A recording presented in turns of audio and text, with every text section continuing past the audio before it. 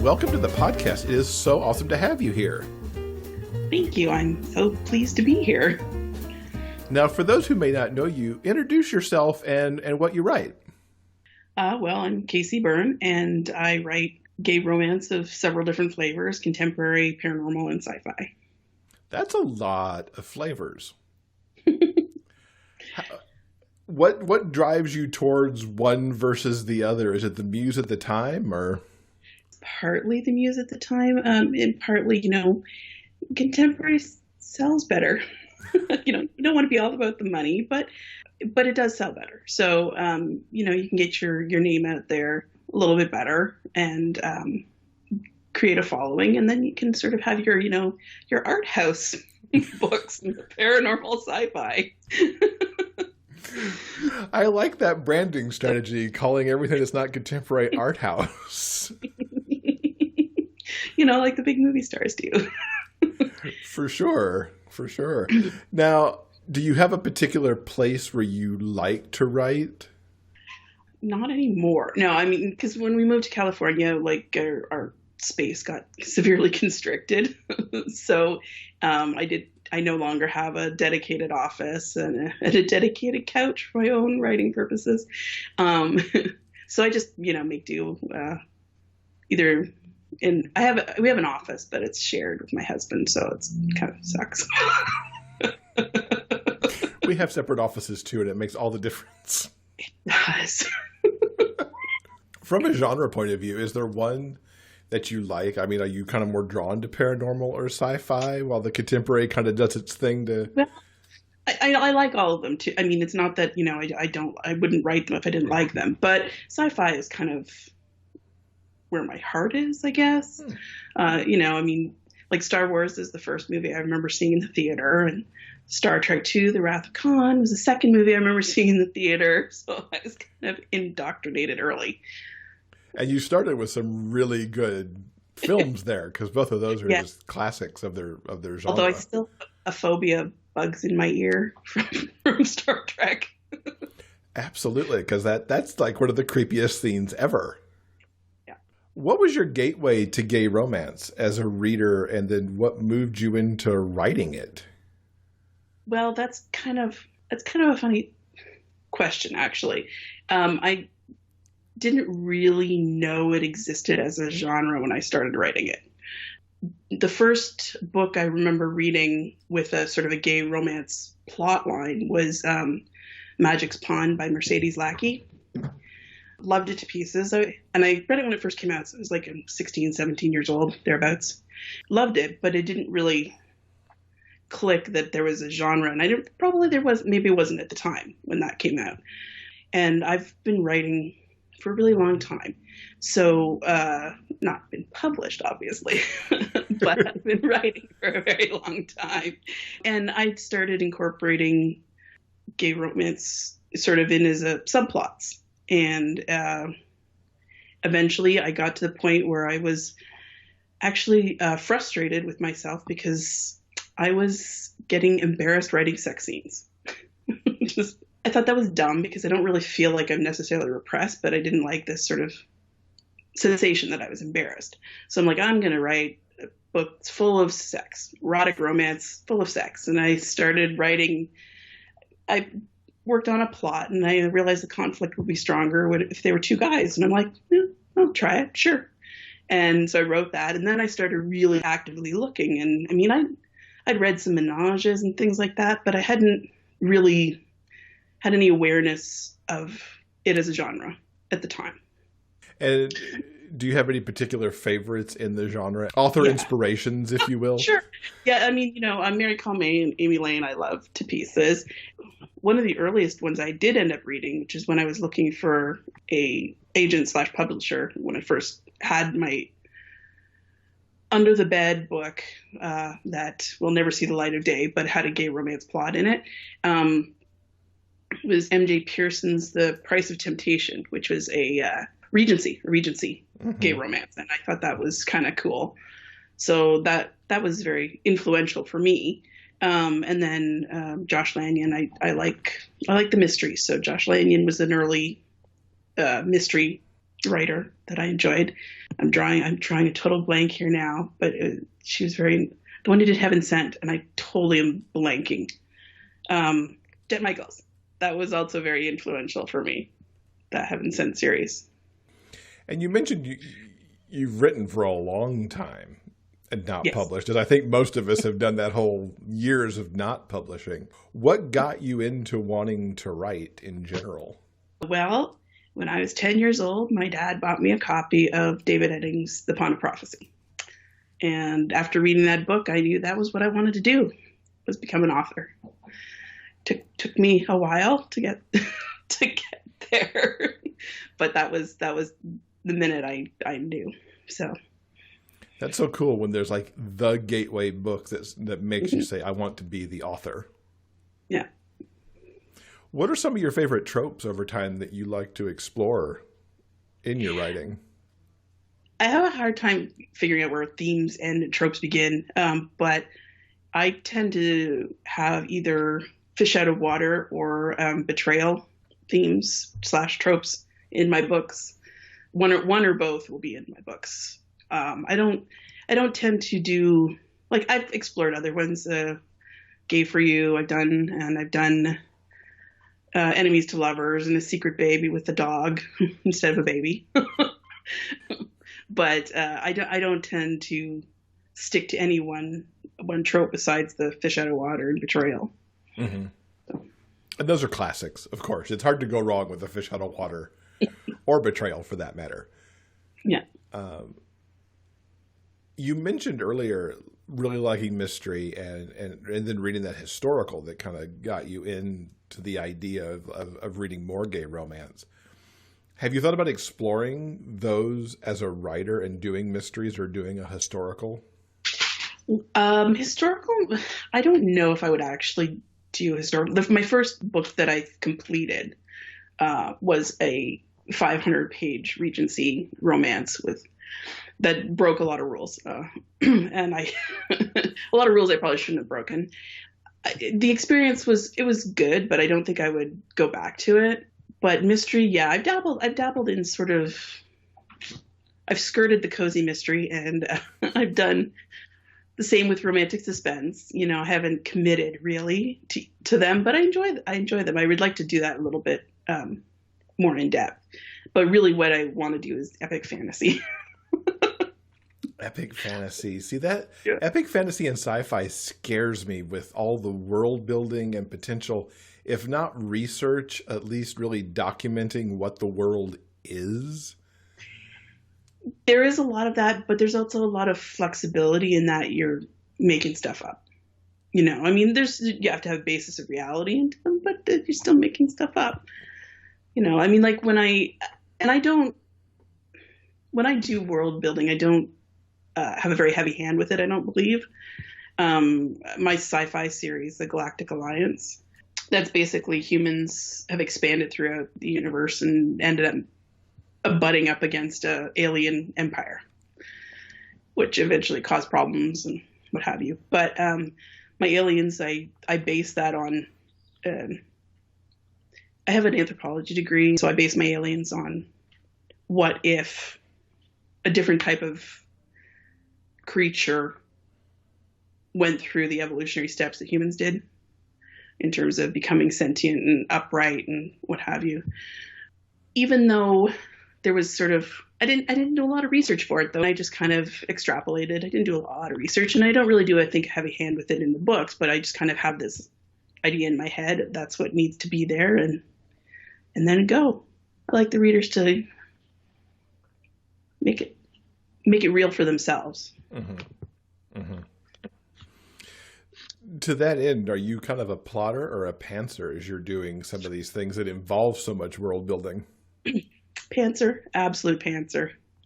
Yeah, one of my books, North on Drummond, it's my romantic / paranormal / cozy mystery. Anyway, there's a whodunit aspect to it, and it's 99,000 words, and I didn't know until I was 70,000 words into it who actually done it. So I just wrote. That's amazing. Because to me, especially like romantic suspense slash mystery, there's so much planting the seeds of whodunit. Did you go back in revisions and then Well, I seed revisioned a or? I revisioned a little bit, but mostly what I did was like I had sort of five people who could have done it, and then I just kind of worked with that. And then near the end, it sort of became obvious who probably, well, to me anyway, who should have done it.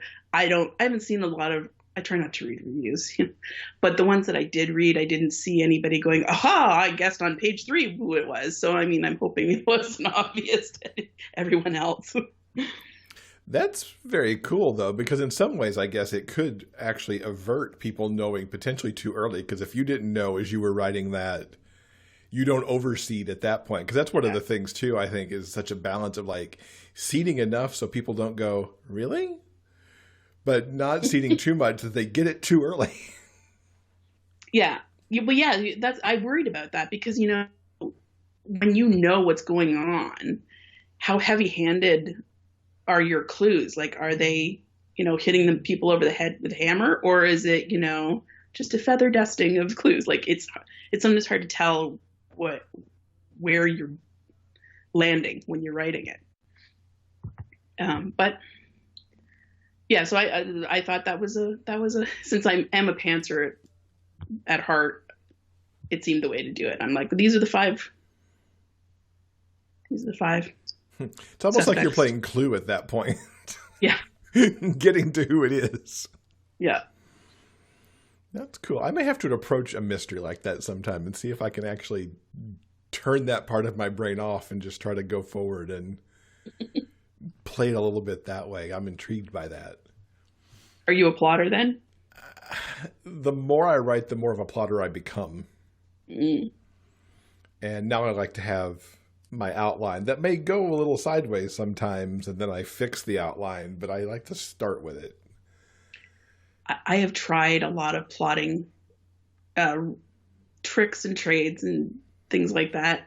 And usually I end up writing just a few things, and then I've literally had outlines that say, and then something happens.